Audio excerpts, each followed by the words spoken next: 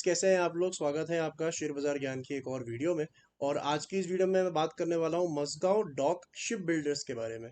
793.25 आज के सेशन में ऑलमोस्ट 4% ऊपर। और ये जो तेजी है ना आज के सेशन के अंदर में आई, इसी को आज मैं हाईलाइट करने वाला हूँ अपने वीडियो के अंदर में। पहली बात तो इसके नंबर्स आए हैं जो कि बहुत ही सॉलिड नंबर्स हैं। तेजी इसके अंदर में एक और कारण की वजह से भी है जो कि काफी ऑब्वियस कारण है, उसके बारे में मैं बात करने वाला हूँ। और साथ ही साथ में बिकॉज ये एक हाल ही में लिस्ट हुआ हुआ शेयर है, बहुत सारा चार्ट हमारे पास में अवेलेबल नहीं है, तो इसीलिए हम लोग इसका ऊपर की तरफ में लेवल्स देखेंगे, कौन सा लेवल निकलने के बाद इसके अंदर में तेजी और बढ़ेगी। तो ये सब चीज़ों के बारे में वीडियो होने वाला है। अगर आप चैनल पे नए हो तो आप चैनल पे को प्लीज़ सब्सक्राइब कीजिए, ताकि रोज़ आने वाली वीडियोस आपको लगातार मिलती रहे। तो सबसे पहली बात तो ये है कि मैसगॉट डॉग का जो नंबर्स है वो बहुत शानदार है। अगर आप इनके सेल्स के नंबर देखोगे तो 17% का बढ़त है, बहुत ज़्यादा बढ़त नहीं है as compare to last year. मतलब अच्छी बढ़त है, obviously 17% is a good number. लेकिन जो प्रॉफिट है ना वो बहुत ज़्यादा बढ़ा है। अगर आप इनका नेट प्रॉफिट देखोगे for the month of December, quarter of December, 337 crore के ऊपर प्रॉफिट आया है, जो कि लास्ट ईयर से अगर आप करोगे कंपेयर तो लगभग एक 50% ऊपर है। 218 करोड़ के सामने 337 करोड़ का प्रॉफिट इसके अंदर में आया है। ये दोनों क्वार्टर मैंने कंपेयर इसलिए किए बिकॉज दोनों दिसंबर क्वार्टर है। और जैसा मैंने आपको बताया कि इनके सेल्स जो है वो 17% बढ़े हैं। और प्रॉफिट के पीछे कारण ये है कि जो मटेरियल कॉस्ट है, जो इनका कॉस्ट ऑफ प्रोडक्शन है, उसके अंदर में कमी देखने को मिली है।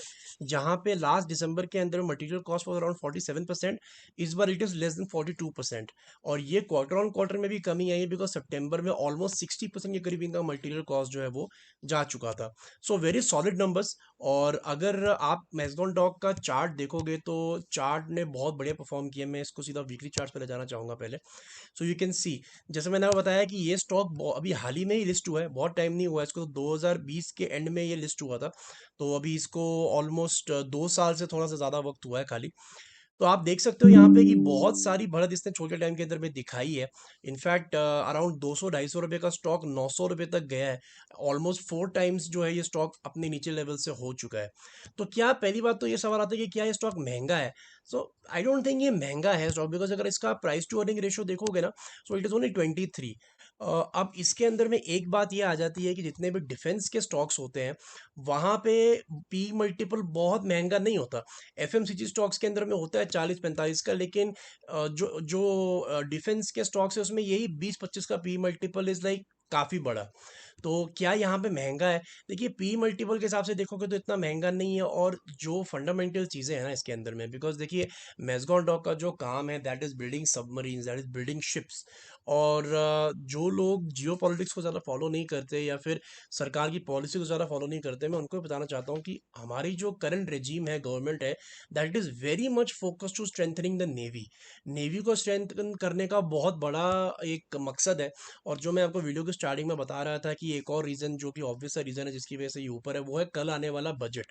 तो कल के बजट के अंदर में जो डिफेंस है वो एक काफ़ी बड़ी थीम रहने वाली है।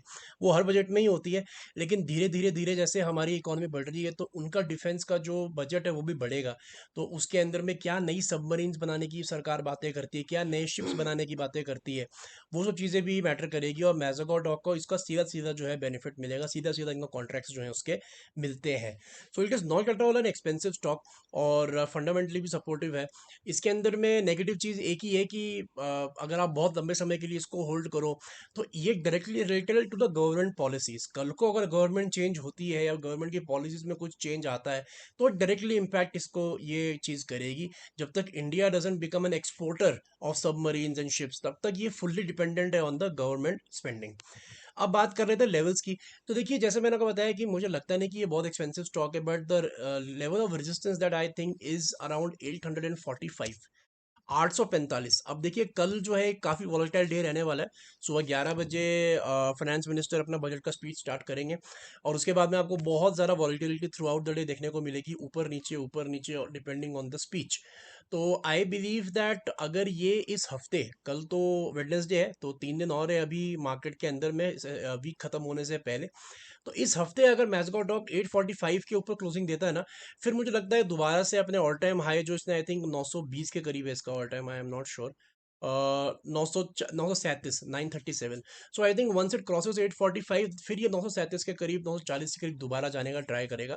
But for strength to be, अगर इसको स्ट्रेंथ अच्छे से अपनी पकड़नी है तो अब इसको ऊपर की तरफ में 845 पार करना ही पड़ेगा, और नीचे की तरफ अच्छा सपोर्ट है 700 रुपये के लेवल्स पे। सो अभी थोड़ा सा सपोर्ट से तो दूर है, बट जिन लोगों ने ले रखा है I think watch out for 845 for the coming week. ये जो अभी वीक चल रहा है, बिकॉज आई थिंक ये वाला जो हफ्ता होने वाला है इस स्टॉक के लिए, इस ट्रेंड को ऊपर जाने के लिए मेक और ब्रेक रहेगा। तो अगर ये नहीं पार कर पाता है तो फिर नीचे की तरफ आएगा, बट अगर 845 पार कर लेता है तो दोबारा अपना ऑल टाइम हाई ये बना सकता है। तो दोस्तों ये था आज का वीडियो मस्गो डॉक। आई होप आपको समझ आया। कोई सवाल है आपका तो आप कमेंट सेक्शन में डाल सकते हो। मैं मिलूंगा आपसे अपनी अगली वीडियो में, तब तक आप अपना ख्याल रखें and all the best guys.